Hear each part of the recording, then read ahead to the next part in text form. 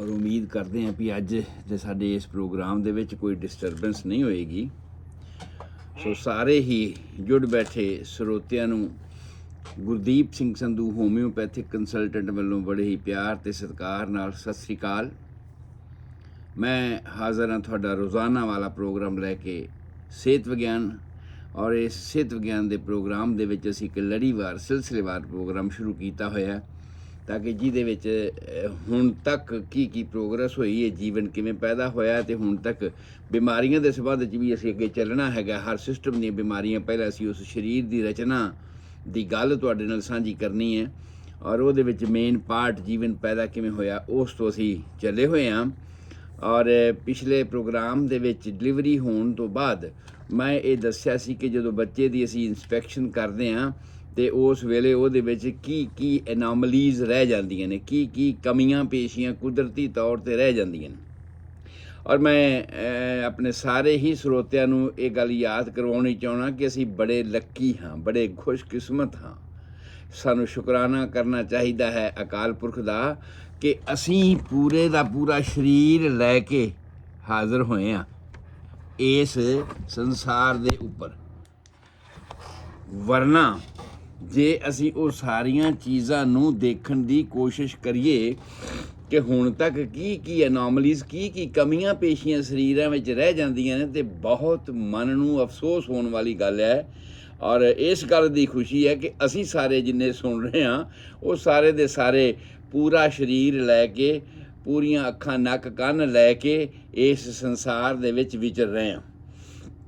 ਜਿਵੇਂ ਐਨੋਮਲੀਜ਼ ਦੀ ਗੱਲ ਸਾਡੀ ਚੱਲੀ ਸੀ ਅਤੇ ਐਨੋਮਲੀਜ਼ ਦੀ ਗੱਲ ਦੇ ਵਿੱਚ ਆਪਾਂ ਸਿਰ ਤੋਂ ਸ਼ੁਰੂ ਕੀਤਾ ਸੀ। ਹਾਈਡਰੋਸੈਫਲਸ ਦੀ ਗੱਲ ਅਸੀਂ ਕੀਤੀ ਸੀ, ਕੈਪਟ ਸੈਕਸੀਡੇਨਮ ਦੀ ਗੱਲ ਅਸੀਂ ਕੀਤੀ ਸੀ, ਔਰ ਇਹਨਾਂ ਦੋਹਾਂ ਦੇ ਵਿੱਚ ਡਿਫਰੈਂਸ ਕੀ ਹੈਗਾ ਇਹ ਵੀ ਗੱਲ ਅਸੀਂ ਕੱਲ੍ਹ ਕਰ ਲਈ ਸੀ। ਉਸ ਤੋਂ ਬਾਅਦ ਅਸੀਂ ਗੱਲ ਕੀਤੀ ਸੀ ਕਿ ਜਨਨ ਅੰਗਾਂ ਦੇ ਵਿੱਚ ਕੀ ਡਿਫੈਕਟ ਪੈ ਸਕਦੇ ਨੇ। ਉਹਦੇ ਵਿੱਚ ਐਪੀਸਪੇਡੀਏਸਿਸ ਹੈ, ਹਾਈਪੋਸਪੇਡੀਏਸਿਸ, ਕਿ ਜਿਹੜੀ ਪਿਸ਼ਾਬ ਵਾਲੀ ਨਾਲੀ ਹੈ ਉਹ ਅਸੀਂ ਆਮ ਸਾਰੇ ਜਾਣਦੇ। ਬੜੀ ਹੈਰਾਨੀ ਹੁੰਦੀ ਹੈ ਵੀ ਸਾਰਿਆਂ ਦੀ ਹੀ ਪਿਸ਼ਾਬ ਦੀ ਨਾਲੀ ਸਾਹਮਣੇ ਖੁੱਲ੍ਹਦੀ ਹੈ ਇੰਦਰੀ ਦੇ ਵਿੱਚ, ਐਸਾ ਕਿਵੇਂ ਹੋ ਸਕਦਾ। ਲੇਕਿਨ ਹਾਂ, ਐਸੇ ਕੇਸਿਸ ਮਿਲਦੇ ਹਨ ਜਦੋਂ ਕਿ ਪਿਸ਼ਾਬ ਦੀ ਨਾਲੀ ਜਿਹੜੀ ਹੈ ਉਹ ਸਾਹਮਣੇ ਪਾਸੇ ਨਾ ਖੁੱਲ੍ਹ ਕੇ ਇੰਦਰੀ ਦੇ ਕਿਸੇ ਥਾਂ 'ਤੇ ਵਿਚਕਾਰ ਜਾਂ ਬੈਕ ਸਾਈਡ 'ਤੇ ਜਾ ਕੇ ਉੱਪਰ ਜਾਂ ਹੇਠਾਂ ਖੁੱਲ੍ਹਦੀ ਹੈ। ਔਰ ਉਹਦੇ ਅਲੱਗ-ਅਲੱਗ ਅਸੀਂ ਨਾਂ ਰੱਖੇ ਹੋਏ ਨੇ। ਹਾਈਪੋ ਦਾ ਮਤਲਬ ਹੁੰਦਾ ਹੇਠਾਂ, ਨੀਵਾਂ ਜਿਹੜਾ ਹੇਠਲੇ ਪਾਸੇ ਹੋਵੇ। ਐਪੀਸ ਦਾ ਮਤਲਬ ਹੁੰਦਾ ਉੱਪਰ ਵਾਲੇ ਪਾਸੇ। ਸੋ ਜੇ ਉਹ ਨਾਲੀ ਉੱਪਰ ਵਾਲੇ ਪਾਸੇ ਖੁੱਲ੍ਹਦੀ ਹੈ ਤਾਂ, ਜੇ ਹੇਠਾਂ ਵਾਲੇ ਪਾਸੇ ਖੁੱਲ੍ਹਦੀ ਹੈ ਤਾਂ ਕਿਸੇ ਵੀ ਥਾਂ 'ਤੇ ਐਸਾ ਹੋ ਸਕਦਾ। ਪਰ ਉਹਦੇ ਆਉਣ ਵਾਲੇ ਸਮੇਂ ਦੇ ਵਿੱਚ ਜਿਹੜੇ ਡਿਫੈਕਟ ਨੇ ਪਿਸ਼ਾਬ 'ਤੇ, ਚਲੋ ਅਸੀਂ ਕਿਸੇ ਨਾ ਕਿਸੇ ਤਰ੍ਹਾਂ ਮੈਨੇਜ ਕਰ ਲਿਆ ਜਾਂ ਹੋ ਗਿਆ। ਪਰ ਅਸਲ ਸਾਡਾ ਇਸ ਜੀਵਨ ਦਾ ਮਕਸਦ ਕੀ ਹੈ? ਅਸਲ ਸਾਡੇ ਜੀਵਨ ਦਾ ਮਕਸਦ ਇਹ ਹੈ ਜੀਵਨ ਤੋਂ ਜੀਵਨ ਪੈਦਾ ਕਰਨਾ।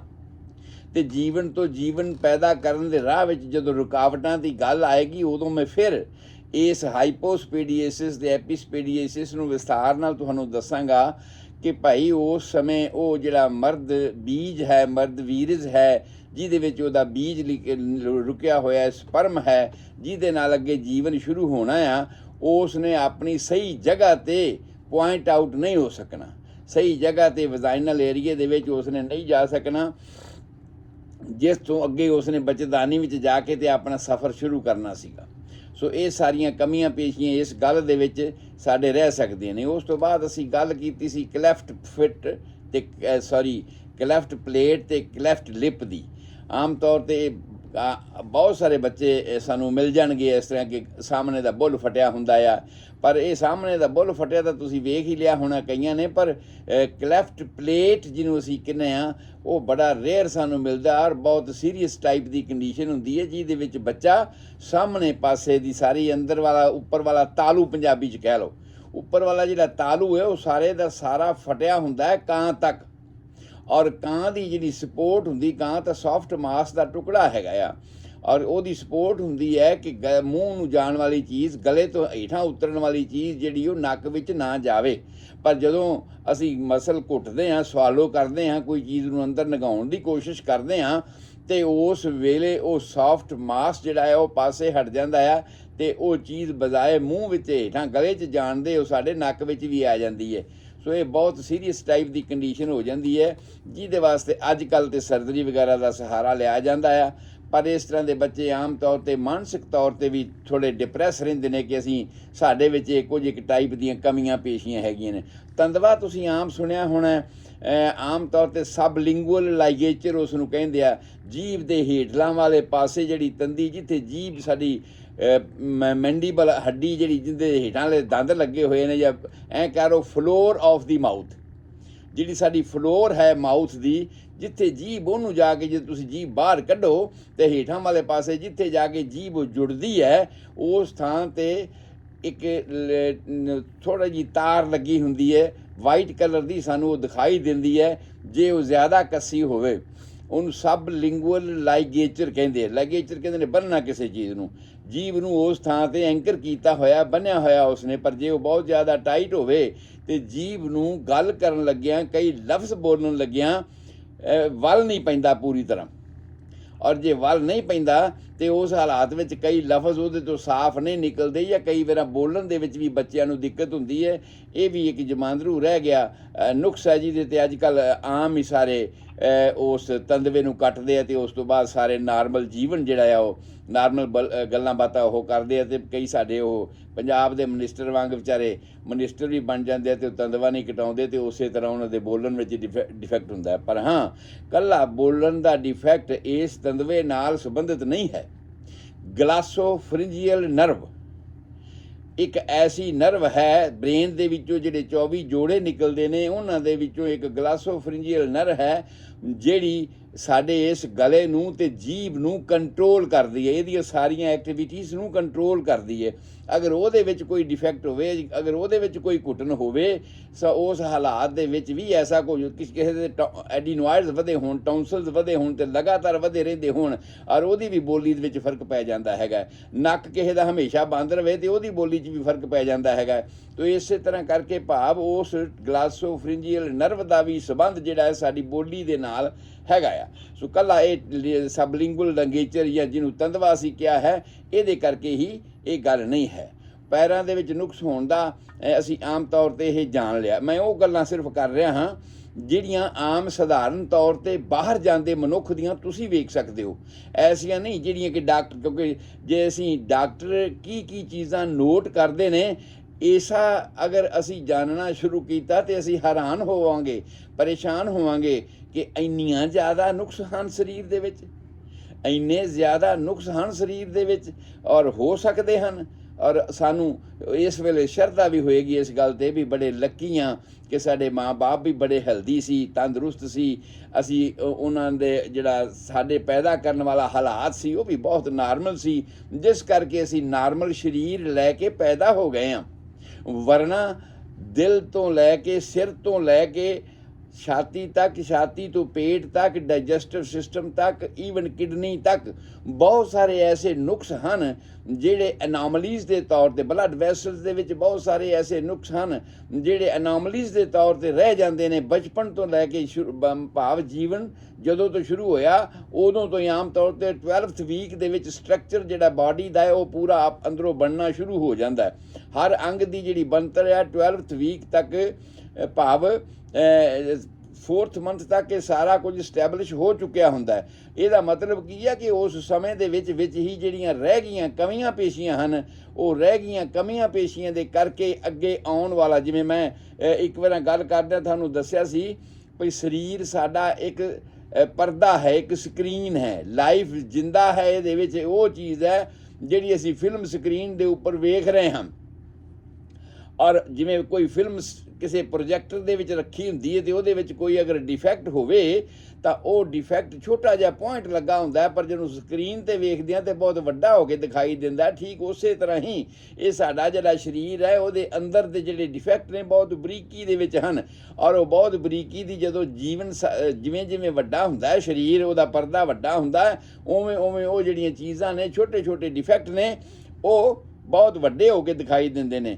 ਸੋ ਇਸੇ ਕਰਕੇ ਮੈਂ ਕਹਿ ਰਿਹਾ ਕਿ 12th ਵੀਕ ਆਫ ਲਾਈਫ ਜਦੋਂ ਸ਼ੁਰੂ ਹੋਇਆ ਉਦੋਂ ਤੋਂ ਹੀ ਬਣਤਰ ਸਰੀਰ ਦੀ ਸਾਰੀ ਨਿਸ਼ਾਨਦੇਹੀ ਹੋ ਗਈ। ਇੱਥੇ ਕਮਰਾ ਬਣੇਗਾ, ਇੱਥੇ ਰਸੋਈ ਬਣੇਗੀ, ਇੱਥੇ ਨੱਕ ਬਣੇਗਾ, ਇੱਥੇ ਮੂੰਹ ਬਣੇਗਾ, ਇੱਥੇ ਅੱਖਾਂ ਬਣਨਗੀਆਂ, ਜੋ ਵੀ ਕੁਛ ਹੈ ਉਹ ਬਣਤਰ ਉਸ ਤਰ੍ਹਾਂ ਦੀ ਬਣ ਚੁੱਕੀ ਹੁੰਦੀ ਹੈ।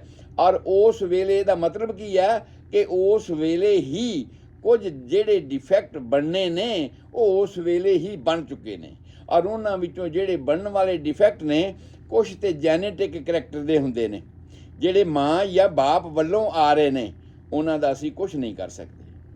ਪਰ ਬਾਕੀ ਬਹੁਤ ਸਾਰੀਆਂ ਚੀਜ਼ਾਂ ਨੂੰ ਅਸੀਂ ਪੇਟ ਦੇ ਵਿੱਚ ਵੀ ਡਿਵੈਲਪ ਕਰ ਸਕਦੇ ਹਾਂ, ਅਗਰ ਨਾਰਮਲ ਖੁਰਾਕ ਮਾਂ ਨੂੰ ਮਿਲੇ, ਅਗਰ ਜੋ ਰਿਕੁਆਇਰਮੈਂਟਸ ਹੈ ਬੱਚੇ ਦੀਆਂ ਉਹ ਸਾਰੀਆਂ ਉੱਥੇ ਪੂਰੀਆਂ ਹੋਣ, ਜਿਹਦੇ ਨਾਲ ਨਾਰਮਲ ਬੱਚਾ ਮਾਂ ਦੇ ਪੇਟ ਵਿੱਚ ਡਿਵੈਲਪ ਹੋਵੇ, ਤੇ ਬਹੁਤ ਸਾਰੀਆਂ ਚੀਜ਼ਾਂ ਹੱਲ ਹੋ ਜਾਂਦੀਆਂ ਨੇ। ਪਰ ਜੇ ਉਹ ਜੈਨੇਟਿਕ ਕਰੈਕਟਰ ਹੈ, ਜਿਸ ਤਰ੍ਹਾਂ ਕਿ ਮੈਂ ਕੱਲ੍ਹ ਵੀ ਡਾਊਨ ਸਿੰਡਰਮ ਦੀ ਗੱਲ ਕੀਤੀ ਸੀ, ਤੇ ਡਾਊਨ ਸਿੰਡਰਮ ਦੇ ਵਿੱਚ ਮੈਂ ਇਹ ਦੱਸਿਆ ਸੀ ਕਿ ਆਮ ਤੌਰ 'ਤੇ ਅਸੀਂ ਸਾਰੇ ਹੀ ਜਾਣਦੇ ਹਾਂ ਕਿ ਮਾਂ ਵੱਲੋਂ ਐਕਸ ਕ੍ਰੋਮੋਜ਼ੋਮਸ ਆਉਂਦੇ ਨੇ, ਆਦਮੀ ਵੱਲੋਂ ਪਿਤਾ ਵੱਲੋਂ ਜਿਹੜੇ ਐਕਸ ਤੇ ਵਾਈ ਕ੍ਰੋਮੋਜ਼ੋਮਸ ਆਉਂਦੇ ਨੇ। ਪਰ ਜੇ ਇੱਕ ਐਕਸ ਵੱਧ ਜਾਵੇ, ਜੇ ਇੱਕ ਕ੍ਰੋਮੋਜ਼ੋਮ ਵੱਧ ਜਾਵੇ, ਤਾਂ ਤੁਸੀਂ ਸਮਝੋ ਕਿ ਉਸ ਤਰ੍ਹਾਂ ਦੇ ਡਿਫੈਕਟ ਪੈਦਾ ਹੋਣੇ ਸ਼ੁਰੂ ਹੋ ਜਾਂਦੇ ਨੇ। ਉਹ ਐਡਜਸਟ ਹੀ ਨਹੀਂ ਕਰ ਪਾਉਂਦੇ ਆਪਣੇ ਆਪ ਨੂੰ। ਉਸ ਬਣਨ ਵਾਲਾ ਜਿਹੜਾ ਬਲਾਸਟੋਸਿਸਟ ਸੀ ਦੋਹਾਂ ਦੇ ਮਿਲਾਪ ਵਾਲਾ, ਉਹਦੇ ਵਿੱਚ ਉਹ ਆਪਣੇ ਆਪ ਨੂੰ ਐਡਜਸਟ ਹੀ ਨਹੀਂ ਕਰ ਪਾਉਂਦੇ। ਕਈ ਚੀਜ਼ਾਂ ਜਿਹੜੀਆਂ ਨੇ ਡਿਲੇ ਹੋ ਜਾਂਦੀਆਂ ਨੇ, ਜਿਹਨੂੰ ਅਸੀਂ ਕਹਿੰਦੇ ਹਾਂ ਡਾਊਨ ਸਿੰਡਰਮ। ਔਰ ਉਸ ਤੋਂ ਬਾਅਦ ਦੀ ਜਿਹੜੀ ਲਾਸਟ ਗੱਲ ਅਸੀਂ ਕੱਲ੍ਹ ਕਰ ਰਹੇ ਸੀ, ਤੇ ਸਾਡਾ ਪ੍ਰੋਗਰਾਮ ਦਾ ਟਾਈਮ ਖਤਮ ਹੋ ਗਿਆ ਸੀ, ਉਹ ਸੀ ਵਰਟੇਬਰਲ ਕਾਲਮ, ਰੀੜ੍ਹ ਦੀ ਹੱਡੀ ਦੇ ਨੁਕਸ।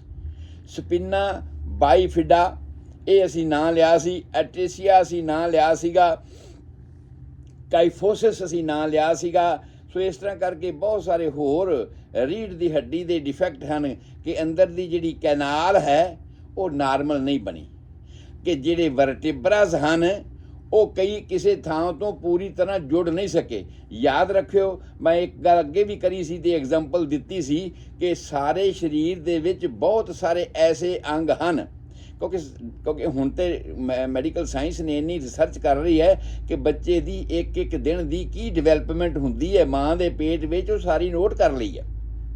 ਔਰ ਉਹਦੇ ਮੁਤਾਬਕ ਇਹ ਜਿਹੜੇ ਨੁਕਸ ਹਨ ਕਿ ਰੀੜ੍ਹ ਦੀ ਬਹੁਤ ਸਾਰੇ ਜਿਹੜੇ ਅੰਗ ਹਨ ਉਹ ਪੀਸ ਕਰਕੇ ਬਣਦੇ ਆ, ਛੋਟੇ ਛੋਟੇ ਪੀਸ ਕਰਕੇ ਬਣਦੇ ਆ, ਤੇ ਉਹ ਫਿਰ ਆਪਸ ਜੁੜਦੇ ਨੇ। ਐਗਜ਼ਾਮਪਲ ਮੈਂ ਦਿੱਤੀ ਸੀ ਲਾਰਜ ਇੰਟੈਸਟਾਈਨ ਦੀ ਪਿਛਲੀ ਦਫਾ ਵੀ, ਕਿ ਲਾਰਜ ਇੰਟੈਸਟਾਈਨ ਜਿਹੜੀ ਹੈ ਉਹ ਪਹਿਲਾਂ ਅਸੈਂਡਿੰਗ ਕੋਲਨ ਸ਼ੁਰੂ ਹੁੰਦਾ ਹੈ ਸੱਜੇ ਪਾਸੇ ਤੋਂ, ਛੋਟੀ ਆਂਤੜੀ ਦੇ ਨਾਲ ਜੁੜਦੀ ਹੈ, ਫਿਰ ਉਹਦਾ ਟਰਾਂਸਵਰਸ ਕੋਲਨ ਸ਼ੁਰੂ ਹੁੰਦਾ ਹੈ, ਫਿਰ ਉਹਦਾ ਡਿਸੈਂਡਿੰਗ ਕੋਲਨ ਸ਼ੁਰੂ ਹੁੰਦਾ ਹੈ, ਫਿਰ ਉਹਦਾ ਸਿਗਮੋਇਡ ਕੋਲਨ ਸ਼ੁਰੂ ਹੁੰਦਾ ਹੈ, ਫਿਰ ਉਹਦੀ ਰੈਕਟਮ ਸ਼ੁਰੂ ਹੁੰਦੀ ਹੈ, ਫਿਰ ਐਨਸ ਦਾ ਪੋਰਸ਼ਨ ਆਉਂਦਾ। ਪਰ ਯਾਦ ਰੱਖਣਾ, ਇਹ ਸਾਰੇ ਦੇ ਸਾਰੇ ਪੋਰਸ਼ਨ ਅਲੱਗ ਬਣਦੇ ਆ ਤੇ ਫਿਰ ਆਪਸ ਵਿੱਚ ਜੁੜਦੇ ਆ। ਔਰ ਜੇ ਭਲਾ ਕੋਈ ਡਿਲੇ ਰਹਿ ਜਾਵੇ ਤੇ ਇਹ ਆਪਸ ਵਿੱਚ ਨਾ ਜੁੜਨ, ਤੇ ਉਹਦੇ ਸੰਬੰਧ ਵਿੱਚ ਮੈਂ ਤੁਹਾਨੂੰ ਦੱਸਿਆ ਸੀ, ਕਿਉਂਕਿ ਅੱਗੇ ਚੈਪਟਰ ਆਉਣਾ ਜਿਹਦੇ 'ਚ ਮੈਂ ਡਿਟੇਲ ਇਹ ਗੱਲ ਦੱਸਣੀ ਹੈ ਤੁਹਾਨੂੰ, ਜਦੋਂ ਡਾਈਜੈਸਟਿਵ ਸਿਸਟਮ ਦੀ ਗੱਲ ਆਏਗੀ ਜਾਂ ਇਸ ਤਰ੍ਹਾਂ ਦੇ ਡਿਫੈਕਟਸ ਦੀ ਗੱਲ ਆਏਗੀ ਉਦੋਂ ਮੈਂ ਦੱਸਣੀ। ਪਰ ਇੱਥੇ ਕਿਉਂਕਿ ਅਸੀਂ ਬੱਚੇ ਦੀ ਡਿਵੈਲਪਮੈਂਟ ਦੀ ਗੱਲ ਕਰ ਰਹੇ ਹਾਂ, ਨਵਾਂ ਬੱਚਾ ਜੰਮਿਆ, ਤੇ ਉਸ ਵੇਲੇ ਅਸੀਂ ਉਹਦੇ ਐਗਜ਼ਾਮੀਨੇਸ਼ਨ ਦੀ ਗੱਲ ਚੱਲ ਰਹੀ ਹੈ ਵੀ ਕੀ ਕਮੀਆਂ ਅਸੀਂ ਉਹ ਵੇਖ ਸਕਦੇ ਹਾਂ। ਤੇ ਜੇ ਬੱਚਾ 2 ਘੰਟਿਆਂ ਦੇ ਵਿੱਚ ਪਿਸ਼ਾਬ ਨਹੀਂ ਕਰਦਾ, ਜੇ ਬੱਚਾ 2 ਘੰਟਿਆਂ ਦੇ ਵਿੱਚ ਮਿਕੋਨੀਅਮ ਪਹਿਲਾ ਯੂਰਿਨ ਨਹੀਂ ਪਾਸ ਕਰਦਾ, ਤੇ ਸਾਨੂੰ ਧਿਆਨ ਰੱਖਣ ਦੀ ਲੋੜ ਆ ਕਿ ਇਹਨਾਂ ਵਿੱਚੋਂ ਕੋਈ ਵੀ ਡਿਫੈਕਟ ਹੋ ਸਕਦਾ ਹੈ। ਜੇ ਤੇ ਬਾਹਰੀ ਡਿਫੈਕਟ ਹੈ ਤੇ ਜਿਹੜਾ ਮੈਂ ਦੱਸਿਆ ਸੀ ਕਿ ਫਾਈਮੋਸਿਸ ਜਿਹਨੂੰ ਕਹਿ ਸਕਦੇ ਹਾਂ, ਜਾਂ ਪੈਰਾਫਾਈਮੋਸਿਸ, ਜਾਂ ਭਾਵ ਥੋੜ੍ਹਾ ਰੁਕਿਆ ਹੋਇਆ ਅਗਲਾ ਪਰਦਾ ਜਾਂ ਪੂਰੇ ਦਾ ਪੂਰਾ ਪਰਦਾ ਅੱਗੇ ਜੁੜਿਆ ਹੋਇਆ ਹੈ। ਫਾਈਮੋਸਿਸ ਤੇ ਪੈਰਾਫਾਈਮੋਸਿਸ ਅਲੱਗ-ਅਲੱਗ 2 ਕੰਡੀਸ਼ਨਾਂ ਨੇ। ਕਿਸੇ ਦੇ ਵਿੱਚ ਤੇ ਪਿਸ਼ਾਬ ਅੱਗੇ ਆ ਕੇ ਪੁਕਾਨਾ ਬਣ ਜਾਂਦਾ, ਤੇ ਕਿਸੇ ਵਿੱਚ ਪਿਸ਼ਾਬ ਆਉਂਦਾ ਹੀ ਨਹੀਂ, ਉਹ ਪਿੱਛੇ ਹੀ ਪੇਟ ਦੇ ਵਿੱਚ ਹੀ ਯੂਰੀਨਰੀ ਬਲੈਡਰ ਦੇ ਵਿੱਚ ਹੀ ਆ ਕੇ ਉਹਦਾ ਪ੍ਰੈਸ਼ਰ ਬਣਾਉਂਦਾ ਹੈਗਾ, ਜਿਸ ਕਰਕੇ ਇਹ ਸਾਰੀਆਂ ਤਕਲੀਫ ਦੇ ਹਾਲਾਤਾਂ ਹੁੰਦੀਆਂ ਨੇ ਜਿਹੜੀਆਂ ਨਿਊ ਬੋਰਨ ਦੇ ਵਿੱਚ ਸਾਨੂੰ ਉਸੇ ਵੇਲੇ ਵਿਦਿਨ 2 ਆਵਰਸ ਸਾਨੂੰ ਇਹ ਵਾਚ ਕਰਨ ਦੀ ਲੋੜ ਪੈਂਦੀ ਹੈ। ਔਰ ਮੈਂ ਗੱਲ ਕਰ ਰਿਹਾ ਸਾਂ ਰੀੜ੍ਹ ਦੀ ਹੱਡੀ ਦੀ, ਕਿ ਰੀੜ੍ਹ ਦੀ ਹੱਡੀ ਦੇ 26 ਮਣਕੇ, ਆਮ ਤੌਰ 'ਤੇ ਅਸੀਂ 33 ਗਿਣਦੇ ਹਾਂ, ਪਰ ਜਿਹੜੀ ਸਾਡੀਆਂ ਆਖਰੀ ਹੱਡੀਆਂ ਹਨ, ਕਾਕਸਿਕਸ, ਜਿਸ ਟੱਟੀ ਵਾਲੇ ਰਸਤੇ ਦੇ ਬਰਾਬਰ ਪਿਛਲੇ ਪਾਸੇ ਦੀ ਹੱਡੀ ਹੈ, ਉਹਨੂੰ ਅਸੀਂ ਕਾਕਸਿਕਸ ਕਹਿੰਦੇ ਹਾਂ। ਉਹਦੇ ਤੋਂ ਉੱਪਰ ਸਾਡੀ ਹਿਪ ਬੋਨ ਦੇ ਜਿੱਥੇ ਅਸੀਂ ਨਾਲਾ ਬੰਨ੍ਹਦੇ ਹਾਂ, ਬੈਕ ਸਾਈਡ 'ਤੇ ਜਿੱਥੇ ਸਾਡੀ ਆਉਂਦੀ, ਉਸ ਤੋਂ ਹੇਠਾਂ ਵਾਲੀ ਹੱਡੀ ਜਿਹੜੀ ਹੈ ਉਸ ਸੈਕਰਮ ਦੀ ਹੱਡੀ ਦੇ ਨਾਲ ਜੁੜਦੀ ਹੈ। ਉਸ ਦੇ ਵਿੱਚ ਵੀ 5 ਹੱਡੀਆਂ ਜੁੜ ਕੇ ਆਪਸ ਦੇ ਵਿੱਚ ਤੇ ਇੱਕ ਜੋੜ ਬਣਾਉਂਦੀਆਂ ਨੇ। ਉਹ ਆਪਸ 'ਚ ਇੰਨੀਆਂ ਜ਼ਿਆਦਾ ਫਿਊਜ਼ ਨੇ ਕਿ ਉਹਨਾਂ ਨੂੰ ਇੱਕ ਹੀ ਗਿਣਿਆ ਜਾਂਦਾ। ਇਸ ਕਰਕੇ 33 ਨਹੀਂ ਅਸੀਂ ਗਿਣਦੇ, ਅਸੀਂ 26 ਗਿਣਦੇ ਹਾਂ। ਸੋ ਪਹਿਲੀਆਂ ਕਾਕਸਿਕਸ ਦੀਆਂ 4 ਤੇ 5 ਉੱਪਰ ਵਾਲੀਆਂ ਹੱਡੀਆਂ ਜਿਹੜੀਆਂ ਹਨ ਸੈਕਰਮ ਦੇ ਬਰਾਬਰ, ਤੇ ਅਸੀਂ ਉਹਨਾਂ ਨੂੰ 1 ਗਿਣਦੇ ਹਾਂ, ਜਿਸ ਕਰਕੇ ਟੋਟਲ ਰੀੜ੍ਹ ਦੀ ਹੱਡੀ ਦਾ ਜੋੜ ਪਿੱਛੇ ਖੁੱਤੀ ਤੋਂ ਲੈ ਕੇ ਹੇਠਾਂ ਤੱਕ ਅਸੀਂ 26 ਦੀ ਗਿਣਤੀ ਕਰਦੇ ਹਾਂ। ਔਰ ਉਹ 26 ਦੀਆਂ 26 ਹੱਡੀਆਂ ਜਿਹੜੀਆਂ ਨੇ ਉਹ ਅਲੱਗ ਕਰਕੇ ਮਣਕੇ ਆਪਸ ਵਿੱਚ ਬਣਦੇ ਆ ਅਤੇ ਫਿਰ ਉਹ ਆਪਸ ਬਰਾਬਰ ਇਸ ਤਰ੍ਹਾਂ ਜੁੜਦੇ ਆ ਕਿ ਉਹਨਾਂ ਦੇ ਅੰਦਰ ਦਾ ਜਿਹੜਾ ਲਿਊਮਨ ਹੈ, ਅੰਦਰ ਦੀ ਜਿਹੜੀ ਗੁਲਾਈ ਹੈ, ਉਹ ਸਾਰੀ ਦੀ ਸਾਰੀ ਬਰਾਬਰ ਚਲੀ ਜਾਂਦੀ ਹੈ, ਤਾਂ ਕਿ ਬ੍ਰੇਨ ਦੇ ਵਿੱਚੋਂ ਜਿਹੜੀਆਂ ਨਸਾਂ ਹੇਠਾਂ ਆ ਰਹੀਆਂ ਨੇ, ਬ੍ਰੇਨ ਕੰਟਰੋਲ ਕਰ ਰਿਹਾ ਇਹਨਾਂ ਨਸਾਂ ਦੇ ਰਾਹੀਂ ਉਹਨੇ ਸਾਰੇ ਸਰੀਰ ਦੇ ਅੰਗਾਂ ਨੂੰ ਇੱਕ ਸੈੱਲ ਨੂੰ ਕੰਟਰੋਲ ਕਰਨਾ ਆ। ਔਰ ਉਹ ਜਦੋਂ ਇੱਕ ਸੈੱਲ ਨੂੰ ਕੰਟਰੋਲ ਕਰਨਾ ਤੇ ਉਹ ਨਸਾਂ ਜਿਹੜੀਆਂ ਨੇ ਇਸ ਨਿਊਰਲ ਕਨਾਲ, ਇਹਨੂੰ ਅਸੀਂ ਨਿਊਰਲ ਕਨਾਲ ਕਹਿੰਦੇ ਹਾਂ। ਵਰਟੇਬਰਲ ਕਾਲਮ ਦੇ ਇਹ ਰੀੜ੍ਹ ਦੀ ਹੱਡੀ ਜਿਹੜੀ ਬਣ ਗਈ, ਇਹਦੇ ਵਿੱਚੋਂ ਦੀ ਨਿਊਰਲ ਕਨਾਲ ਆ, ਔਰ ਇਹਦੇ ਚਾਰ ਚੁਫੇਰੇ ਅੰਦਰ ਵਾਲੇ ਪਾਸੇ ਇੱਕ ਮੈਂਬਰੇਨ ਲੱਗਿਆ ਹੁੰਦਾ ਆ, ਜਿਸ ਦੇ ਵਿੱਚ ਇੱਕ ਫਲੂਇਡ ਭਰਿਆ ਹੁੰਦਾ ਤੇ ਉਸ ਫਲੂਇਡ ਦੇ ਵਿੱਚ ਉਹ ਜਿਹੜੀਆਂ ਸਾਡੀਆਂ ਨਸਾਂ ਬ੍ਰੇਨ ਵੱਲੋਂ ਆ ਰਹੀਆਂ ਨੇ ਉਹ ਸਾਰੀਆਂ ਦੀਆਂ ਸਾਰੀਆਂ ਇਹਦੇ ਵਿੱਚ ਤੈਰ ਰਹੀਆਂ ਨੇ, ਹਿਲ ਜੁਲ ਰਹੀਆਂ ਨੇ। ਪਰ ਮੈਂ ਗੱਲ ਕਰ ਰਿਹਾ ਹਾਂ ਐਨਾਮਲੀਜ਼ ਦੀ, ਕਿ ਬੱਚਾ ਪੈਦਾ ਹੁੰਦਾ ਤੇ ਕਈ ਵਾਰ ਰੀੜ੍ਹ ਦੀ ਹੱਡੀ ਦੇ ਉਹ ਮਣਕੇ ਆਪਸ ਵਿੱਚ ਨਹੀਂ ਜੁੜੇ ਹੁੰਦੇ। ਜੇ ਭਲਾ ਉਹ ਆਪਸ ਵਿੱਚ ਨਾ ਜੁੜੇ ਹੋਣ ਤੇ ਅੰਦਾਜ਼ਾ ਲਾਓ ਕਿ ਇਹਦੇ ਅੰਦਰ ਇੱਕ ਮੈਂਬਰੇਨ ਆ, ਮੈਂਬਰੇਨ ਦੇ ਵਿੱਚ ਫਲੂਇਡ ਭਰਿਆ ਹੋਇਆ ਤੇ ਹੱਡੀਆਂ ਆਪਸ ਵਿੱਚ ਉੱਤੇ ਜੁੜੀਆਂ ਨਹੀਂ, ਤੇ ਫਿਰ ਕੀ ਹੋਊਗਾ? ਕੀ ਹੋਏਗਾ ਕਿ ਉਹ ਪਾਣੀ ਜਿਹੜਾ ਹੈ ਪ੍ਰੈਸ਼ਰ ਦੇ ਨਾਲ ਸੈਰੇਬਰੋ ਸਪਾਈਨਲ ਫਲੂਇਡ ਉਹਨੂੰ ਕਹਿੰਦੇ ਆ।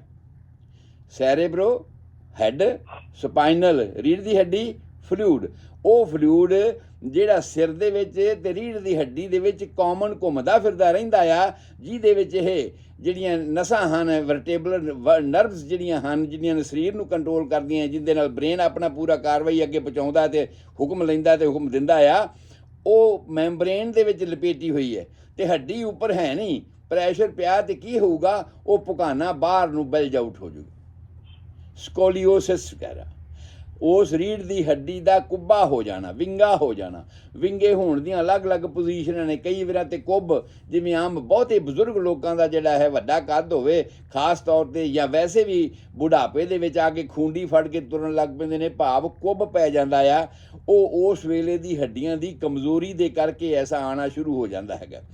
ਔਰ ਪਰ ਜੇ ਉਹ ਜੰਮਦੇ ਬੱਚੇ ਨੂੰ ਐਸਾ ਹੋ ਜਾਵੇ ਤਾਂ ਬੜੀ ਅਚੰਭੇ ਵਾਲੀ ਗੱਲ ਹੈ ਨਾ। ਜੰਮਦੇ ਬੱਚੇ ਨੂੰ ਐਸਾ ਹੋ ਗਿਆ ਤੇ ਸਮਝੋ ਉਹ ਬਾਈ ਬਰਥ ਡਿਫੈਕਟ ਹੈ ਕਿ ਰੀੜ੍ਹ ਦੀ ਹੱਡੀ ਦੇ ਮਣਕੇ ਆਪਸ ਵਿੱਚ ਨਹੀਂ ਜੁੜੇ, ਔਰ ਆਪਸ ਵਿੱਚ ਨਾ ਜੁੜਨ ਕਰਕੇ ਉਸ ਦੇ ਵਿੱਚੋਂ ਜਿਹੜਾ ਮੈਂਬਰੇਨ ਦੇ ਅੰਦਰ ਵਲੇਟਿਆ ਹੋਇਆ ਪਾਣੀ ਸੀ ਉਹ ਬਾਹਰ ਨੂੰ ਬਲਜ ਆਊਟ ਹੋ ਗਿਆ। ਬੜੀ ਸੀਰੀਅਸ ਕੰਡੀਸ਼ਨ ਹੈ ਉਸ ਵੇਲੇ, ਸਪਿਨਾ ਬਾਈਫਿਡਾ ਅਸੀਂ ਨੂੰ ਕਹਿੰਦੇ ਹਾਂ। ਔਰ ਉਹਦੇ ਵਿੱਚ ਕੀ ਹੁੰਦਾ ਕਿ ਹੱਡੀ ਵੀ ਹੈਗੀ ਹੈ ਪਰ ਹੱਡੀ ਉੱਤੋਂ ਵਿੰਗੀ ਹੋ ਗਈ ਹੈ, ਮੈਂਬਰੇਨ ਵੀ ਅੰਦਰ ਹੈਗਾ ਹੈ, ਹੱਡੀ ਵੀ ਉਹਦੇ ਉੱਪਰ ਹੋਏਗੀ ਹੈ, ਪਰ ਇੱਕ ਥਾਂ ਦਾ ਮਣਕਾ ਜਿਹੜਾ ਆ ਉੱਪਰ ਨੂੰ ਬਲਜ ਆਊਟ ਹੋ ਗਿਆ ਹੈ।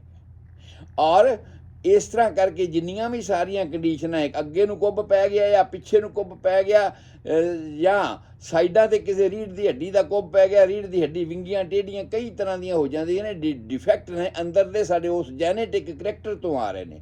ਔਰ ਉਸ ਜੈਨੇਟਿਕ ਕਰੈਕਟਰ ਦੇ ਕਰਕੇ ਜਾਂ ਬਾਕੀ ਜੀਵਨ ਦੇ ਵਿੱਚ ਡਿਵੈਲਪਮੈਂਟ ਸਮੇਂ ਰਹਿ ਗਈਆਂ ਕਮੀਆਂ ਦੇ ਕਰਕੇ ਰੀੜ੍ਹ ਦੀ ਹੱਡੀ ਦੇ ਵਿੱਚ ਵੀ ਇਸ ਤਰ੍ਹਾਂ ਦੇ ਡਿਫੈਕਟ ਪੈ ਸਕਦੇ। ਤੁਸੀਂ ਸਮਝਦੇ ਹੋ ਨਾ ਕਿ ਰੀੜ੍ਹ ਦੀ ਹੱਡੀ ਤੋਂ ਬਿਨਾਂ ਸਾਡਾ ਚੱਲਣਾ ਮੁਸ਼ਕਲ ਆ।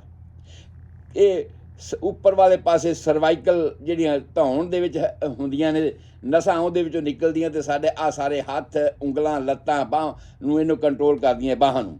ਇਸੇ ਤਰ੍ਹਾਂ ਹੀ ਜੇ ਹੇਠਾਂ ਵਾਲਾ ਏਰੀਆ ਥੋਰੈਸਿਕ ਏਰੀਆ ਹੈ ਸਾਡਾ, ਤੇ ਥੋਰੈਸਿਕ ਏਰੀਏ ਨੂੰ ਕੰਟਰੋਲ ਕਰਨ ਵਾਸਤੇ ਫੇਫੜੇ ਨੇ, ਸਾਡੇ ਹਾਰਟ ਹੈ ਸਾਡਾ, ਮੀਡੀਆਸਟਾਈਨਮ ਹੈ ਸਾਡਾ, ਇਹਦੇ ਵਿੱਚੋਂ ਹੋਰ ਬਹੁਤ ਸਾਰੀਆਂ ਚੀਜ਼ਾਂ ਨਿਕਲਦੀਆਂ ਨੇ, ਉਹਨਾਂ ਸਾਰੀਆਂ ਨੂੰ ਕੰਟਰੋਲ ਕਰਨ ਵਾਸਤੇ ਬ੍ਰੈਸਟ ਹੈ ਇੱਥੇ ਆਉਂਦੀ ਔਰਤਾਂ ਦੀ, ਉਹਦੇ 'ਚੋਂ ਮਿਲਕ ਦੀ ਪ੍ਰੋਡਕਸ਼ਨ ਕਰ। ਇਹ ਸਾਰੀਆਂ ਗੱਲਾਂ ਜਿੰਨੀਆਂ ਵੀ ਹਨ ਇਹਨਾਂ ਨੂੰ ਕੰਟਰੋਲ ਕਰਨ ਵਾਸਤੇ ਇਹ ਸਾਰਾ ਜਿਹੜਾ ਸਿਸਟਮ ਹੈ, ਨਰਵਸ ਸਿਸਟਮ ਹੈ, ਔਰ ਉਹ ਥੋਰੈਸਿਕ ਏਰੀਏ ਦੇ ਬਰਾਬਰ ਹੈ। ਉਸ ਤੋਂ ਬਾਅਦ ਉਸ ਤੋਂ ਰੀੜ੍ਹ ਦੀ ਹੱਡੀ ਹੇਠਾਂ ਆਉਂਦੀ ਤੇ 5 ਹੋਰ ਮਣਕੇ ਨੇ ਜਿਨ੍ਹਾਂ ਨੂੰ ਅਸੀਂ ਲੰਬਰ ਮਣਕੇ ਕਹਿੰਦੇ ਹਾਂ। ਔਰ ਲੰਬਰ ਮਣਕੇ ਜਿਹੜੇ ਨੇ ਉਹ ਸਾਡੇ ਪੇਟ ਦੇ ਜਿੰਨੇ ਵੀ ਅੰਗ ਨੇ, ਸਾਡੀ ਕਿਡਨੀ ਹੈ, ਸਾਡਾ ਬਲੈਡਰ ਹੈ, ਸਾਡੀਆਂ ਆਂਤੜੀਆਂ ਹਨ, ਇਹਨਾਂ ਇੱਕ ਮਤਲਬ ਬਰੀਕ ਛੋਟੀਆਂ ਹੋਰ ਬਹੁਤ ਸਾਰੀਆਂ ਚੀਜ਼ਾਂ ਨੇ, ਓਮੈਂਟਮ ਹੈ, ਇਹਨਾਂ ਸਾਰੀਆਂ ਗੱਲਾਂ ਨੂੰ ਹੇਠਾਂ ਵਾਲੇ ਪਾਸੇ ਆ ਜਾਓ। ਤੇ ਉਸ ਤੋਂ ਬਾਅਦ ਫਿਰ ਜਨਨ ਅੰਗ ਨੇ, ਸਾਡਾ ਪ੍ਰੋਸਟੇਟ ਹੈ, ਔਰਤਾਂ ਦੇ ਵਿੱਚ ਓਵਰੀ, ਇਹਨਾਂ ਸਾਰੀਆਂ ਗੱਲਾਂ ਨੂੰ ਇਹ ਕੰਟਰੋਲ ਕਰਦੀਆਂ ਨੇ, ਸਮੇਂ ਸਾਈਡ ਤੋਂ ਇਹ ਨਿਕਲਦੀਆਂ ਨੇ। ਪਰ ਜੇ ਕਿਸੇ ਥਾਂ 'ਤੇ ਇਸ ਤਰ੍ਹਾਂ ਦੀ ਕਮਜ਼ੋਰੀ ਹੋਵੇ ਤਾਂ ਤੁਸੀਂ ਵੇਖੋਗੇ ਨਾ ਫਿਰ ਉਹ ਥਾਂ 'ਤੇ ਅੰਗ ਨਹੀਂ ਨਾ ਕੰਮ ਪੂਰਾ ਕਰੇਗਾ। ਜਾਂ ਸਾਰਾ ਪੂਰਾ ਕੰਮ ਨਹੀਂ ਕਰੇਗਾ ਤੇ ਜਾਂ ਬਿਲਕੁਲ ਹੀ ਕੰਮ ਨਹੀਂ ਕਰੇਗਾ, ਜਿਹਨੂੰ ਅਸੀਂ ਪੈਰਾਲਾਈਸਿਸ ਦੀਆਂ ਕੰਡੀਸ਼ਨਾਂ ਤੇ ਇਸ ਤਰ੍ਹਾਂ ਦਾ ਸਾਰਾ ਹਾਲਾਤ ਅਸੀਂ ਕਹਿ ਸਕਦੇ ਹਾਂ। ਸੋ ਇਹ ਸਾਰੀਆਂ ਗੱਲਾਂ ਨੂੰ ਸਾਨੂੰ ਯਾਦ ਰੱਖਣ ਦੀ ਲੋੜ ਹੈਗੀ ਹੈ। ਮੈਂ ਟਾਈਮ ਦੇਖ ਰਿਹਾ ਸੀ ਕਿ ਅਜੇ ਸਾਡੇ ਕੋਲ ਹੈ ਟਾਈਮ। ਸੋ ਉਸ ਤੋਂ ਬਾਅਦ ਅਸੀਂ ਇਹ ਵੇਖਿਆ ਵੀ ਹੋਰ ਜੇ ਬਰੀਕੀ ਵਾਲੇ ਨੁਕਸ ਵੇਖਣੇ ਹੋਣ ਤੇ ਇੱਕ ਤਾਂ ਮੈਂ ਫੋਰਾਮਨ ਓਵਲ ਦੀ ਗੱਲ ਕਰੀ ਸੀ ਹਾਰਟ ਦੇ ਵਿੱਚ, ਇਸੇ ਤਰ੍ਹਾਂ ਸੈਪਟਮ ਦੇ ਬਹੁਤ ਸਾਰੇ ਨੁਕਸ ਨੇ। ਜਿਹੜੀ ਡਿਵੀਜ਼ਨ ਇੱਕ ਦੀਵਾਰ ਕੱਢੀ ਹੋਈ ਹੈ ਉਹ ਸ਼ਰੀਕੇਬਾਜ਼ੀ ਵਾਲੀ, ਆਰਟਰੀਅਮ ਟੂ ਵੈਂਟਰੀਕਲਸ ਇੱਕ ਸੈਪਟਮ ਹੈਗੀ ਹੈ, ਉਸ ਸੈਪਟਮ ਦੇ ਵਿੱਚ ਬਹੁਤ ਸਾਰੇ ਡਿਫੈਕਟ ਹੋ ਜਾਂਦੇ ਨੇ ਤੇ ਗੁਆਂਢੀਆਂ ਦੇ ਪੱਠੇ ਵੱਢਣ ਵਰਗੀ ਗੱਲ ਹੋ ਜਾਂਦੀ ਹੈ ਵੀ ਰਾਈਟ ਐਟਰੀਅਮ ਦਾ ਜਿਹੜਾ ਸਾਰਾ ਮਾਲ ਆ ਉਹ ਸਿੱਧਾ ਲੈਫਟ ਐਟਰੀਅਮ 'ਚ ਚਲੇ ਗਿਆ, ਜਾਂ ਰਾਈਟ ਵੈਂਟਰੀਕਲ ਦਾ ਸਿੱਧਾ ਜਿਹੜਾ ਬਲੱਡ ਹੈ ਉਹ ਸਿੱਧਾ ਲੈਫਟ ਵੈਂਟਰੀਕਲ 'ਚ ਚਲਾ ਗਿਆ। ਤੇ ਇਸ ਤਰ੍ਹਾਂ ਦੀਆਂ ਕਾਰਵਾਈਆਂ ਜਿਹੜੀਆਂ ਨੇ ਉਹ ਦਿਲ ਦੇ ਵਿੱਚ ਹੁੰਦੀਆਂ ਰਹਿੰਦੀਆਂ ਨੇ, ਡਿਫੈਕਟ ਰਹਿੰਦੇ ਨੇ। ਇਸੇ ਤਰ੍ਹਾਂ ਸਾਡੀ ਵੱਡੀ ਆਰਟਰੀ ਜਿਹੜੀ ਸਾਰੇ ਸਰੀਰ ਨੂੰ ਖੂਨ ਸਪਲਾਈ ਦੀ ਪਹਿਲਾ ਵੱਡਾ ਮੋਗਾ ਜਿਹੜਾ ਇਸ ਦਿਲ ਦੇ ਵਿੱਚੋਂ ਨਿਕਲਦਾ ਹੈ ਤੇ ਸਾਰੇ ਸਰੀਰ ਨੂੰ ਖੂਨ ਸਪਲਾਈ ਕਰਦਾ, ਅੱਗੇ ਅੱਗੇ ਉਹਦੀਆਂ ਬ੍ਰਾਂਚਾਂ ਨਿਕਲਦੀਆਂ, ਅੱਗੇ ਅੱਗੇ ਨਹਿਰਾਂ ਨਿਕਲਦੀਆਂ ਨੇ, ਸੂਏ ਨਿਕਲਦੇ ਨੇ। ਉਹਨਾਂ ਦਾ ਡਿਟੇਲ ਮੈਂ ਤੁਹਾਡੇ ਨਾਲ ਡਿਸਕਸ ਕਰਾਂਗਾ, ਕਿਹੜੀ ਕਿਹੜੀ ਚੀਜ਼ ਕਿਵੇਂ ਕਿਵੇਂ ਤੁਰਦੀ, ਤੁਹਾਨੂੰ ਯਾਦ ਕਰਾ ਦਿਆਂਗਾ ਵੀ ਇਹ ਸਾਡੇ ਸਰੀਰ ਦਾ ਖੂਨ ਦਾ ਸਿਸਟਮ ਕਿਵੇਂ ਆ। ਪਰ ਹੁਣ ਇਹਨਾਂ ਯਾਦ ਕਰ ਲਓ ਬਈ ਇਸ ਖੂਨ ਦੇ ਸਿਸਟਮ ਵਿੱਚ ਐਓਰਟਾ ਦੇ ਵਿੱਚੋਂ ਨਿਕਲਦਿਆਂ ਹੋਇਆਂ ਪਹਿਲੀ ਗੱਲ ਆਊਟਿਕ ਅਟਰੇਸੀਆ ਅਸੀਂ ਇਹਨੂੰ ਕਹਿੰਦੇ ਹਾਂ, ਜਾਂ ਐਂ ਕਹਿ ਲਓ ਓਬਲੀਟਰੇਸ਼ਨ ਹੁੰਦੀ ਹੈ, ਜਾਂ ਐਂ ਕਹਿ ਲਓ ਵੀ ਉਹ ਜਿਹੜੀ ਐਓਰਟਾ ਉੱਥੋਂ ਨਿਕਲਦੀ ਹੈ ਉਹਦੇ ਵਿੱਚ ਅੱਗੇ ਜਾ ਕੇ ਬਹੁਤ ਸਾਰੀਆਂ ਜਿਹੜੀਆਂ ਨਾੜੀਆਂ ਪਹਿਲੀਆਂ ਨਾੜੀਆਂ ਨਿਕਲਦੀਆਂ ਨੇ ਜਿਹੜੀਆਂ ਸਿਰ ਨੂੰ ਸਪਲਾਈ ਕਰਦੀਆਂ ਨੇ, ਕੈਰੋਟਿਡ ਆਰਟਰੀਜ਼ ਅਸੀਂ ਕਹਿੰਦੇ ਹਾਂ, ਸਿਰ ਨੂੰ ਖੂਨ ਲੈ ਕੇ ਜਾਣ ਵਾਸਤੇ। ਔਰ ਉਸ ਥਾਂ 'ਤੇ ਆ ਕੇ ਕਈ ਐਨਿਊਰਿਜ਼ਮ ਇੱਕ ਲਫ਼ਜ਼ ਹੈ ਅੰਗਰੇਜ਼ੀ ਦਾ, ਜਿਹਦੇ ਵਿੱਚ ਇਹ ਆ ਕਿ ਕਿਸੇ ਥਾਂ ਤੋਂ ਉਹਦੀ ਦੀਵਾਰ ਪਤਲੀ ਹੋ ਗਈ, ਉਹ ਦੀਵਾਰ ਪਤਲੀ ਹੋਣ ਕਰਕੇ ਖੂਨ ਦਾ ਪ੍ਰੈਸ਼ਰ ਪਿਆ ਤੇ ਉੱਥੋਂ ਉਹ ਫੁੱਲ ਗਈ। ਜੇ ਕਿਤੇ ਫਟ ਜਾਵੇ ਤੇ ਸਡਨ ਡੈਥ ਵਰਗੀ ਗੱਲ ਆ, ਪਰ ਉਹ ਨੁਕਸ ਰਹੇ ਤੇ ਤਾਂ ਵੀ ਜੇ ਕਿਸੇ ਟਾਇਰ ਦੀ ਟਿਊਬ ਫੁੱਲ ਗਈ ਤੇ ਫਿਰ ਤੁਸੀਂ ਸਾਈਕਲ ਚਲਾ ਨਹੀਂ ਸਕਦੇ। ਤੁਹਾਨੂੰ ਪਤਾ ਵੀ ਪਤਾ ਨਹੀਂ ਕਦੋਂ ਇਹਨੇ ਟਿਊਬ ਨੇ ਇੱਥੋਂ ਫਟ ਜਾਣਾ ਹੈ, ਔਰ ਇਹ ਬਹੁਤ ਸੀਰੀਅਸ ਕੰਡੀਸ਼ਨ ਹੈ ਔਰ ਇਹ ਬਾਈ ਬਰਥ ਹੋ ਸਕਦੀ ਹੈ। ਇਹਨੂੰ ਅਸੀਂ ਐਨਾਮਲੀਜ਼ ਦੇ ਵਿੱਚ ਗਿਣ ਲਿਆ ਕਿ ਇਹ ਵੀ ਬਾਈ ਬਰਥ ਡਿਫੈਕਟ ਹੈਗਾ ਹੈ ਸਾਡਾ। ਸੋ ਇਸ ਤਰ੍ਹਾਂ ਦੇ ਹੋਰ ਫੁੱਟ ਦੀ ਗੱਲ ਅਸੀਂ ਕਰ ਲਈ, ਕੰਨਾਂ ਦੀ ਛੋਟਿਆਂ ਦੀ ਗੱਲ ਕਰ ਲਈ। ਬੜਾ ਅਜੀਬ ਕਿਸਮ ਹੈ ਕਿ ਕਈ ਤੁਸੀਂ ਦੇਖੇ ਹੋਣੇ ਨੇ ਲੋਕ, ਬਾਡੀ ਪੂਰੀ ਹੈਗੀ ਹੈ, ਲੱਤਾਂ ਛੋਟੀਆਂ ਨੇ। ਕਿਸੇ ਆਦਮੀ ਦੀਆਂ ਲੱਤਾਂ ਪੂਰੀਆਂ ਹੈਗੀਆਂ ਨੇ ਤੇ ਜਿਹੜਾ ਧੜ ਹੈ ਉਹ ਬਹੁਤ ਛੋਟਾ ਹੈ। ਕਿਸੇ ਦੀ ਇੱਕ ਬਾਂਹ ਛੋਟੀ ਹੈਗੀ ਹੈ, ਦੂਸਰੀ ਬਾਂਹ ਨਾਰਮਲ ਹੈ, ਜਾਂ ਕਿਸੇ ਦੀਆਂ ਦੋਵੇਂ ਬਾਹਾਂ ਹੀ ਪੂਰੀਆਂ ਨਹੀਂ ਹੈਗੀਆਂ, ਛੋਟੀਆਂ ਨੇ ਧੜ ਦੇ ਮੁਤਾਬਕ। ਕਿਸੇ ਦੀਆਂ ਅੱਖਾਂ ਬਹੁਤ ਛੋਟੀਆਂ ਨੇ, ਮਾਈਕਰੋਪਥੈਲਮੀਆ, ਬਹੁਤ ਬਰੀਕ ਨੇ ਅੱਖਾਂ, ਛੋਟੀਆਂ ਨੇ ਅੱਖਾਂ।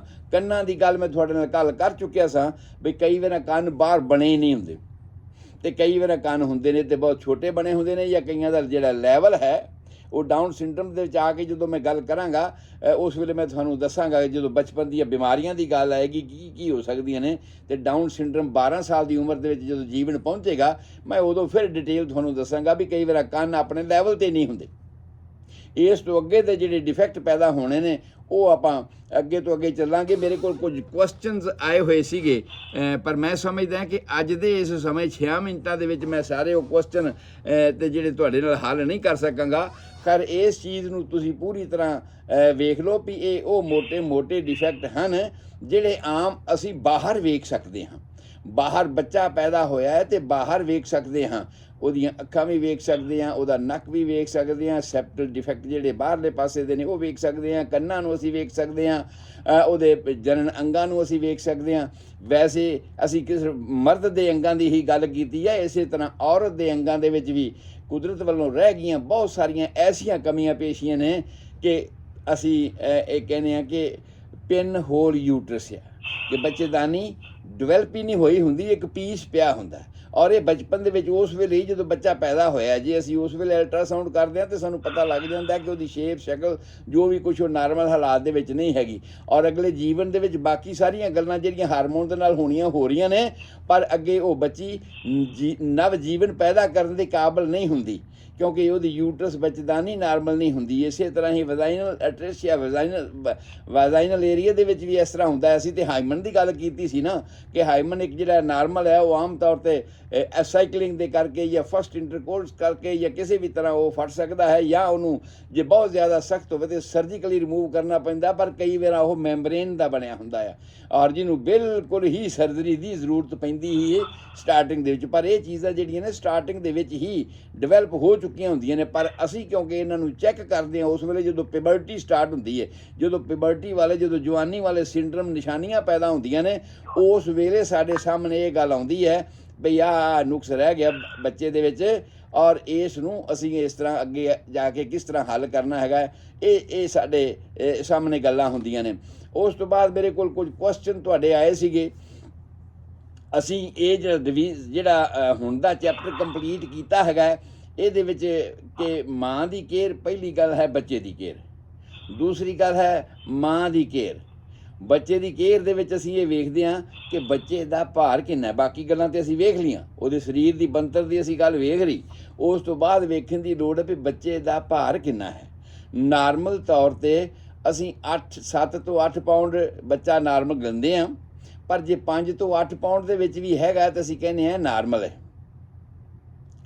ਔਰ ਜੇ ਬੱਚਾ 8 ਤੋਂ ਲੈ ਕੇ 13 ਪਾਉਂਡ ਤੱਕ ਦਾ ਹੋ ਗਿਆ ਜਾਂ ਉਸ ਤੋਂ ਵੱਡਾ ਹੋ ਗਿਆ ਤਾਂ ਉਸ ਨੂੰ ਮਾਈਕਰੋਸੋਮੀਆ ਕਹਿੰਦੇ ਆ, ਬਹੁਤਾ ਜ਼ਿਆਦਾ ਵੱਡਾ ਹੋ ਗਿਆ। ਕਈ ਵਾਰ ਇਸ ਤਰ੍ਹਾਂ ਦੇ ਬੱਚਿਆਂ ਨੂੰ ਜਦੋਂ ਅਸੀਂ ਪਹਿਲਾਂ ਡਿਟੈਕਟ ਕਰ ਲੈਂਦੇ ਹਾਂ ਡਿਲੀਵਰੀ ਤੋਂ, ਤਾਂ ਉਸ ਵੇਲੇ ਵੇਟ ਘਟਾਉਣ ਦੀ ਅਸੀਂ ਕੋਸ਼ਿਸ਼ ਕਰਦੇ ਹਾਂ ਕਿ ਵੇਟ ਉਹਦਾ ਥੋੜ੍ਹਾ ਬਹੁਤ ਘਟ ਜਾਵੇ।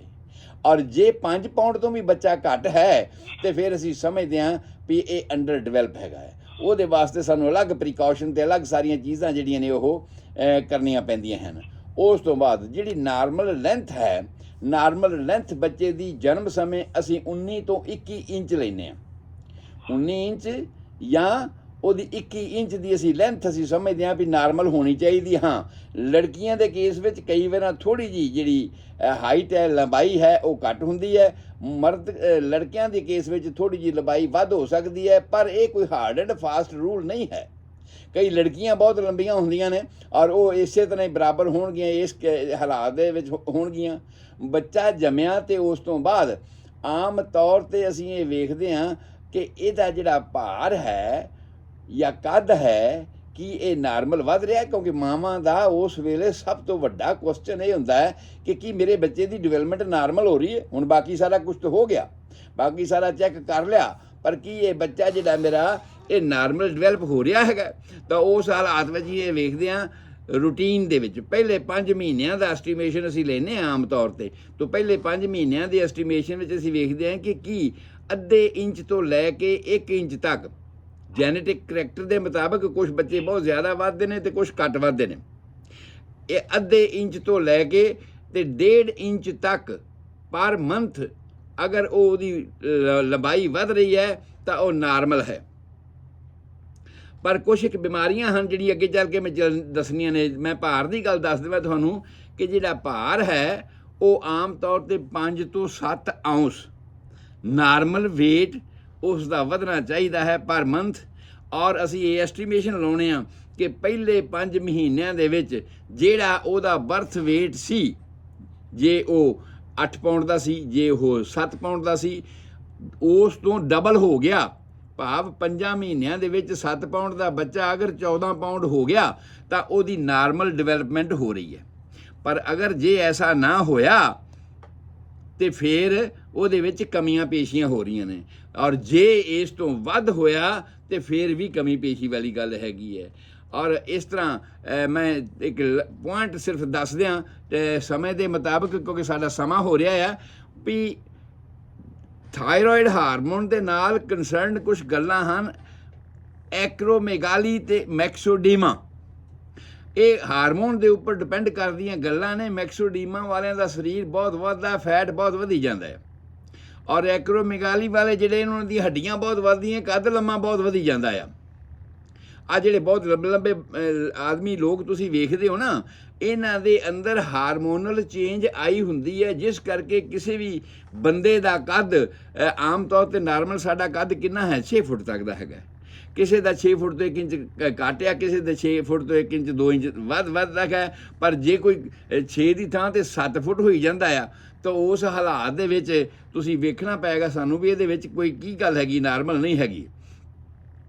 ਸੋ ਇਹ ਸਾਰੀਆਂ ਗੱਲਾਂ ਅੱਗੇ ਆਉਣ ਵਾਲੇ ਸਮੇਂ ਦੇ ਵਿੱਚ ਹੋਣੀਆਂ ਨੇ। ਐਕਰੋਮੈਗਾਲੀ ਕੀ ਹੈ, ਮੈਕਸੋਡੀਮਾ ਕੀ ਹੈ, ਇਹ ਸਾਰੀਆਂ ਹਾਰਮੋਨਲ ਚੇਂਜਸ ਹੈਗੀਆਂ ਨੇ। ਸੋ ਅੱਜ ਮੈਂ ਇਸ ਐਨੋਮਲੀਜ਼ ਦੇ ਚੈਪਟਰ ਨੂੰ ਇੱਥੇ ਸਮਾਪਤ ਕਰ ਦਿਆਂ। ਮੈਂ ਸਮਝਦਾ ਕਿਉਂਕਿ ਸਾਡਾ ਟਾਈਮ ਹੋ ਗਿਆ ਹੈਗਾ। ਕੱਲ੍ਹ ਨੂੰ ਜਿਹੜੇ ਕੁਐਸਚਨ ਆਏ ਸੀ, ਮੈਂ ਸੋਚਦਾ ਸੀ ਵੀ ਮੈਂ ਅੱਜ ਤੁਹਾਡੇ ਉਹ ਕੁਐਸਚਨ ਹੱਲ ਕਰਾਂਗਾ, ਪਰ ਮੈਂ ਉਹ ਅੱਜ ਨਹੀਂ ਹੱਲ ਕਰ ਸਕਦਾ ਕਿਉਂਕਿ ਸਮਾਂ ਹੋ ਗਿਆ ਸਾਡਾ। ਕੱਲ੍ਹ ਨੂੰ ਆਉਣ ਵਾਲੇ ਸਮੇਂ ਦੇ ਵਿੱਚ ਸਭ ਤੋਂ ਪਹਿਲਾਂ ਮੈਂ ਤੁਹਾਡੇ ਕੁਐਸਚਨ ਹੱਲ ਕਰਾਂਗਾ ਜਿਹੜੇ ਆਏ ਨੇ। ਕਿਸੇ ਨੇ ਪੁੱਛਿਆ ਮੇਰੇ ਤੋਂ ਵੀ ਕੀ ਬੱਚਾ ਜੰਮ ਗਿਆ ਜਾਂ ਬੱਚਾ ਕਿਸੇ ਦਾ ਅਬੋਰਸ਼ਨ ਹੋ ਗਿਆ ਤੇ ਕੀ ਉਸ ਤੋਂ ਬਾਅਦ ਉਸੇ ਵੇਲੇ ਪ੍ਰੈਗਨੈਂਸੀ ਹੋ ਸਕਦੀ ਹੈ, ਜਾਂ ਜਦੋਂ ਤੁਸੀਂ ਨਾੜੂ ਕੱਟਦੇ ਜੇ ਬੱਚੇ ਦਾ, ਬੱਚੇ ਨੂੰ ਦਰਦ ਨਹੀਂ ਹੁੰਦੀ, ਬੱਚਾ ਤਾਂ ਬੜਾ ਨਾਜ਼ੁਕ ਜਿਹਾ ਹੈਗਾ ਆ। ਔਰ ਕੀ ਬੱਚਾ ਪੈਦਾ ਹੋਣ ਤੋਂ ਬਾਅਦ ਜਿਹੜੀ ਯੂਟਰਸ ਹੈਗੀ ਆ ਉਹ ਨਾਰਮਲ ਹਾਲਾਤ ਵਿੱਚ ਆ ਜਾਂਦੀ ਹੈ, ਜਾਂ ਕੀ ਡਿਫੈਕਟ ਜਿਹੜੇ ਨੇ ਉਸ ਵੇਲੇ ਉਹਦੇ ਵਿੱਚ ਰਹਿ ਸਕਦੇ ਨੇ, ਜਾਂ ਕਮੀਆਂ ਪੇਸ਼ੀਆਂ ਰਹਿ ਸਕਦੀਆਂ ਨੇ। ਇਹ ਸਾਰੇ ਸਵਾਲ ਮੇਰੇ ਕੋਲ ਆਏ ਨੇ ਤੁਹਾਡੇ, ਜਿਨ੍ਹਾਂ ਦਾ ਜਵਾਬ ਮੈਂ ਤੁਹਾਨੂੰ ਕੱਲ੍ਹ ਨੂੰ ਦਿਆਂਗਾ। ਮੈਂ ਗੁਰਦੀਪ ਸਿੰਘ ਸੰਧੂ, ਤੁਹਾਡਾ ਹੋਮਿਓਪੈਥਿਕ ਕੰਸਲਟੈਂਟ, ਤੁਹਾਡੀ ਸੇਵਾ 'ਚ ਹਾਜ਼ਰ ਹਾਂ। 7021 ਵਿਲੇਜ ਪਾਰਕ ਵੇ, ਡਬਲਿਨ, ਕੈਲੀਫੋਰਨੀਆ ਦੇ ਵਿੱਚ। ਮੇਰਾ ਫ਼ੋਨ ਨੰਬਰ 4086871899। ਕਿਸੇ ਵੀ ਵੇਲੇ ਕਿਸੇ ਵੀ ਫੋਨ ਰਾਹੀਂ ਜਾਂ ਈਮੇਲ ਰਾਹੀਂ homeomedicine@yahoo.com HOMEOMEDICINE@yahoo.com ਕਿਸੇ ਵੀ ਵੇਲੇ ਕਿਸੇ ਵੀ ਮਾਧਿਅਮ ਰਾਹੀਂ ਤੁਸੀਂ ਮੈਨੂੰ ਕੰਟੈਕਟ ਕਰ ਸਕਦੇ ਹੋ। ਕਿਸੇ ਵੀ ਤਰ੍ਹਾਂ ਦੀ ਕੋਈ ਪ੍ਰੋਬਲਮ ਹੈਗੀ ਹੈ, ਜ਼ਰੂਰੀ ਨਹੀਂ ਕਿ ਇਸ ਜਨਨ ਸਿਸਟਮ ਦੇ ਨਾਲ ਹੀ ਸੰਬੰਧਿਤ ਹੋਵੇ, ਕਿਸੇ ਹੋਰ ਸਿਸਟਮ ਦੀ ਬਿਮਾਰੀ ਵੀ ਤੁਹਾਡੇ ਕੋਲ ਹੈਗੀ ਹੈ ਔਰ ਤੁਸੀਂ ਕੋਈ ਰਾਏ ਲੈਣਾ ਚਾਹੁੰਦੇ ਹੋ ਤਾਂ ਮੈਨੂੰ ਕਾਲ ਕਰ ਸਕਦੇ ਹੋ ਇਹਨਾਂ ਫ਼ੋਨ ਨੰਬਰਾਂ 'ਤੇ 4086871899। ਤੁਹਾਡਾ ਸਾਰਿਆਂ ਦਾ ਬਹੁਤ ਧੰਨਵਾਦ। ਤੁਸੀਂ ਬੜੇ ਪਿਆਰ ਨਾਲ ਸੁਣਦੇ ਹੋ, ਕਿ ਕੁਐਸਚਨ ਭੇਜਦੇ ਹੋ। ਇਸ ਤੋਂ ਪਤਾ ਲੱਗਦਾ ਵੀ ਹਾਂ ਤੁਸੀਂ ਸੁਣ ਰਹੇ ਹੋ, ਤੁਸੀਂ ਅਟੈਂਟਿਵ ਹੋ ਇਸ ਗੱਲ ਨੂੰ ਜਾਣਕਾਰੀ ਵਾਸਤੇ। ਸੋ ਤੁਹਾਡਾ ਸਾਰਿਆਂ ਦਾ ਰੱਬ ਰਾਖਾ, ਤੁਹਾਡੇ ਸਾਰਿਆਂ ਦੀ ਚੰਗੀ ਸਿਹਤ ਲਈ ਦੁਆ ਕਰਦਾ ਹਾਂ। ਸਤਿ ਸ੍ਰੀ ਅਕਾਲ, ਆਦਾਬ, ਨਮਸਕਾਰ।